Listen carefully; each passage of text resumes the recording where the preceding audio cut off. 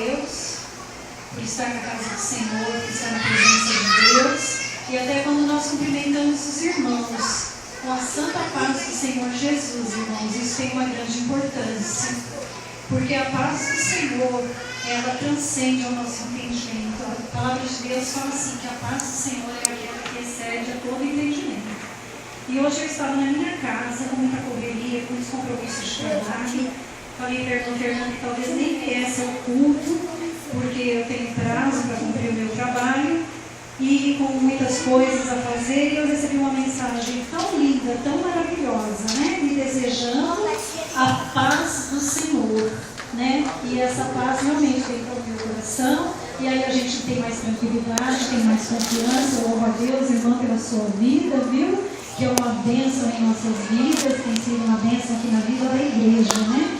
Então, quando nós cumprimentarmos os nossos irmãos, desejando a paz do Senhor, que seja verdadeiramente do nosso coração, que saia do nosso coração, para que aquele irmão venha receber aquilo que muitas vezes a gente pensa que não é nada e não tem valor, mas se a gente dá com o coração, né, na comunhão do Senhor Jesus, o irmão recebe a paz do Senhor, irmãos. Porque não adianta ter riqueza, não adianta nada nessa vida se você não tiver a paz de Deus contigo. Em meio a qualquer tribulação, em meio a qualquer situação, você tem uma paz do Senhor, você vai ter a direção de Deus na sua vida.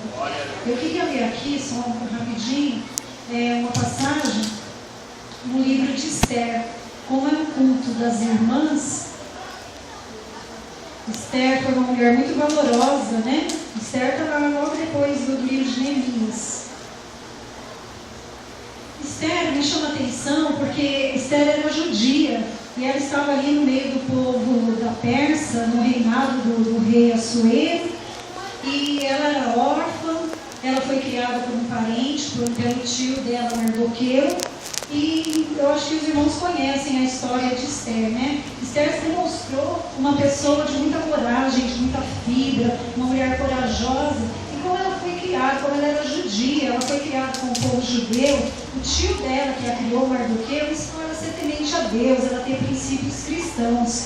E quando a rainha Vashti foi banida do reinado e Assuero tomou por rainha, né, Esther se tornou uma mulher assim, muito poderosa. Ela era rainha, mas ela era judia, né, e havia ali uma conspiração contra o povo judeu. E ela soube disso e ela poderia naquele momento ter temido, ter se acovardado, né, ela poderia dizer assim, eu estou salva, eu sou a rainha, né, ninguém sabe. Ela foi instruída pelo tio dela quando ela foi ser chamada pelo rei Assuero, para não dizer que ela era judia. E ali ela poderia ter se acovardado, deixado o povo perecer e simplesmente dizer assim, olha, eu estou salva, então eu não vou também me arriscar, né? Mas não foi essa a atitude de Esther. Esther, ela jejuou, ela orou por 3 dias e se apresentou ao rei sem ser chamada. Só nesse ato ela já colocou a vida dela em risco, porque ninguém podia se apresentar ao rei sem ser chamada. Mas ela estava na presença de Deus, a fé dela estava no Senhor. E aí o rei consentiu a presença dela, estendeu o cetro, recebeu e ela fez um pedido.